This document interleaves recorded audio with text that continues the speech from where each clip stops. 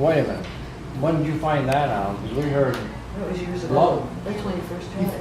but Well, stage yeah. 4? Stage 4 lung cancer, but that's what the bone cancer is. It was lung cancer that spread to his bones.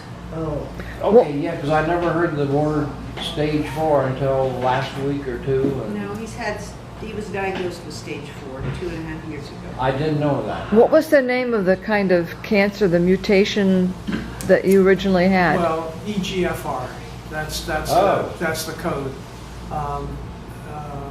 They genetically type it so that they can give you targeted chemos, but those only, at this point, only work for a while. Typically, they stop working after a while. Yeah, so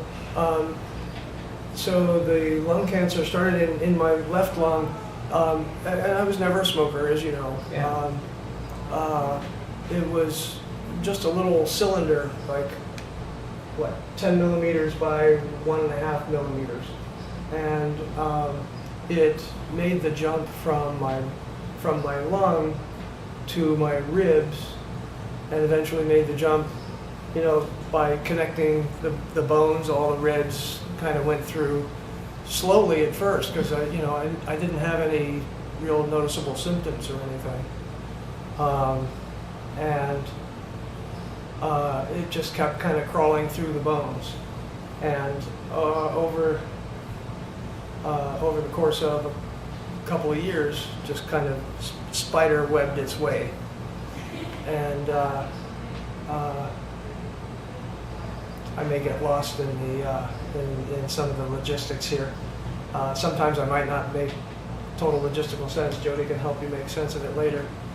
But by the way, good woman. Sure. There's like a big arrow. Good woman. So it's taken a few years to develop to this point, but the big bad part of it is that it went to the bones. That what? it went to the bones. Oh. Took a while to get to this point. It's the kind of thing that could happen to anybody. One cell goes haywire, and it spreads to the next cell, and that spreads to the next cell. They keep dividing, which is how we stay alive. Well, now, you have a spot on your liver and your pancreas, is that? A spot, yeah. It's cells are really small, and so when they divide, I now have. Thanks for getting me back on track. So the cells have divided. So it's now in my liver, pancreas, adrenal gland, lymph nodes. I guess it has recently spread in my brain.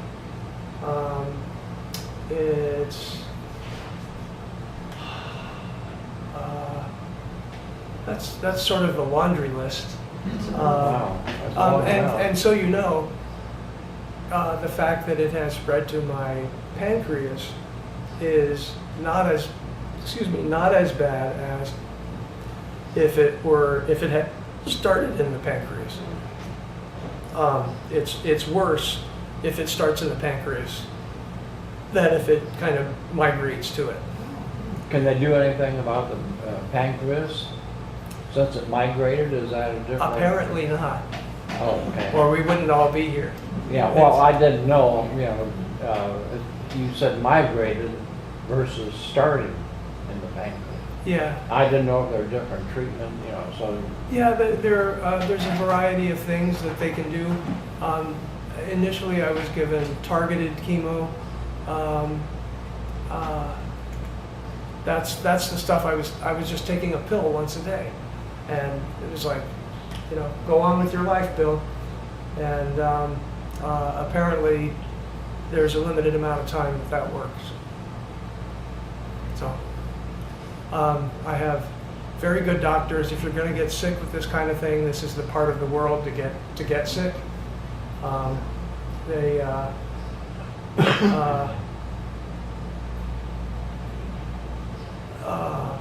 Trying to think what else.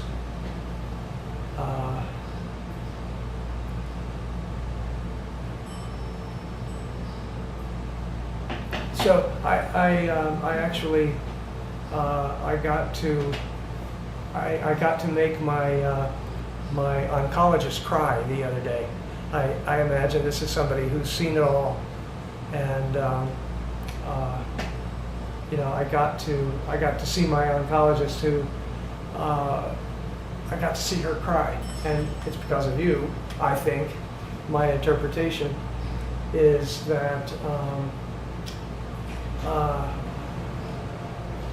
I made her cry when I mentioned my oldest sister, who good timing. Yeah. But I mentioned specifically to her. Now she's from an Indian background. She's American. She's totally American, but her ancestry is Indian. And I mentioned that my oldest sister has had to fight for everything she's achieved in her life, and I just wanted to kind of mention that in front of everybody. And I need somebody who's a strong professional, who's like her entire. I think she cried because she comes from a family that had high expectations, and you know, I think she feels like, because of some other things she has said in some of our meetings, I think that she had such incredible high expectations, and Mary had to fight for everything. Everybody's had to fight for what you get, but I think Mary more than most, because of the time we grew up. You know, it was just expected that boys would go to college, girls would not. And not that you're anything special, but I'll tell you. I wanted you to know that I recognized that. Oh, that's very sweet. It was a tough time to be a girl. And I'm sorry for all the things that, you know, all the things that you guys have had to put up with. I'm really sorry for the stuff you had to put up with. But I just wanted to mention that. You know, Mary had to fight to go to Miami College. Well, that one was probably that one was one of the easier ones as it turned out, but it was a goofy idea. That was, Mom thought, well, you're going to college, why not go to Miami where Aunt Freddie lives? And that was not a good reason. That was far from a good reason. And by the way, that's not the whole reason I called you here.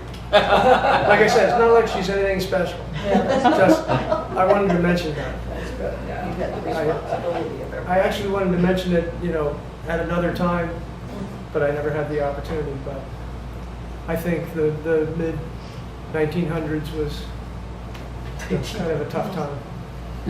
So, sorry to make a big deal out of it. No, it was beautiful. Yeah. Says another woman from the mid 1900s. I just exist.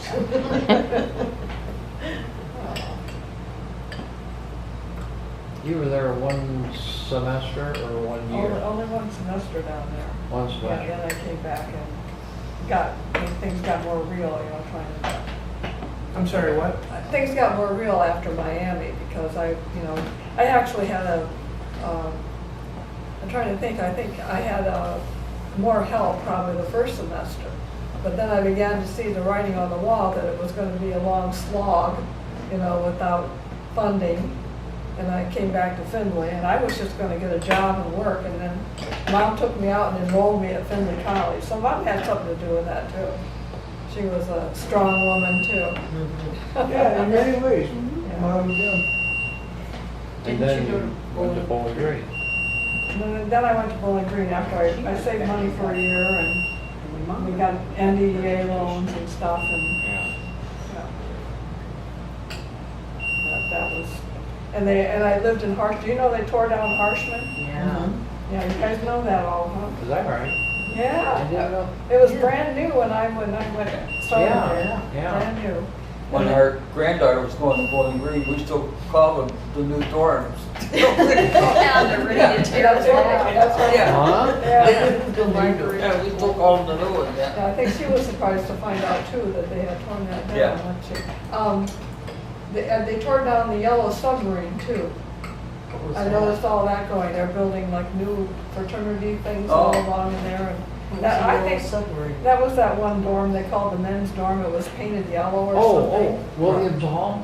Probably. It That was, was an old one. It was out there right along, you know, it's, I think, important frontage on Worcester Street. Yeah. okay, Rogers. it was Yeah, next to the yeah, yeah. Was it admin Rogers? building.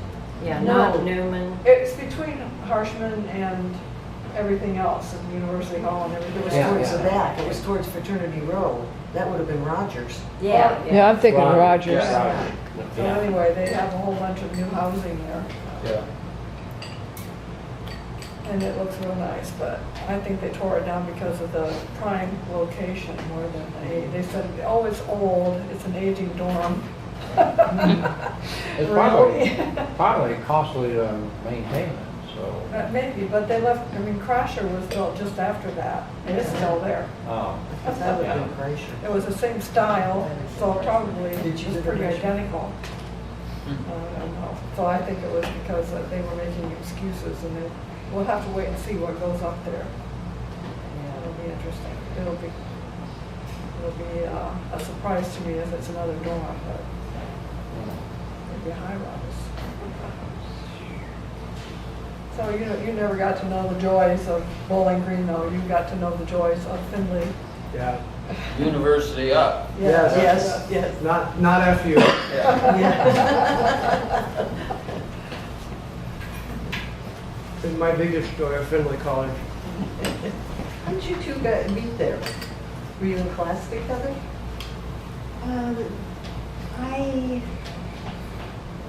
I guess they're mutual friends. I was in, I think, freshman seminar with some people who were on your floor. Mike Marsh and Tim Mazel and Meeks. So I was visiting them and he just happened to be in the room there one night. Yeah, and there are differing stories, different, differing links. Probably the strongest link is we separately went to a Friday night movie, which was The Magic Flute by Amadeus Mozart. So on a Friday the 13th of the movie, we went separately and we went back to a dorm room of a couple of different guys and let's see, I'm running out of steam here. So we ended up at the dorm room of Rand Slaughterbeck and Mike Bauer? Dan Bauer. I always forget his first name. And I walked into the room. Jody was sitting on a bed over in that direction. And I ended up walking over, taking Dan Bauer's gerbil, putting it up her pant leg, and then closing her pant leg. That's a great way to meet someone. Genius! And you said, And I 40 wanna years learn later- this thing. Wow, Oddly enough, not right away. Wow, I never would have thought of that. Maybe what Eddie would do. Yeah, but it worked. Smacking it away.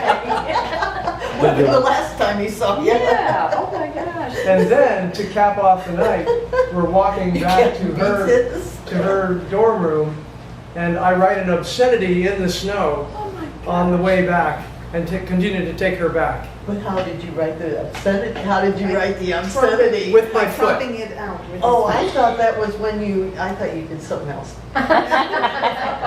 Wrote his name in the snow. Yeah. Yeah. But anyway, so I walked her back to her room, Yeah. and that apparently worked. Because she got rid of the gerbil. Yeah. Well, That's you bizarre. Wow. You're thinking it's a miracle I exist?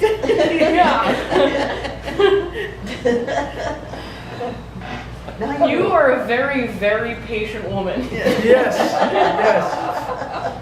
It's very You know- dangerous to have your daughter sitting in on all Oh, Yeah, yeah. yeah. I figure no holds barred at this point. Now you know what to look for in a man, Elizabeth. Or in this case, perhaps what not to look for. How I met your mother. Right. Wow. Yeah. Glad I asked. We passed some pretty nice real estate along the way. Oh, yeah.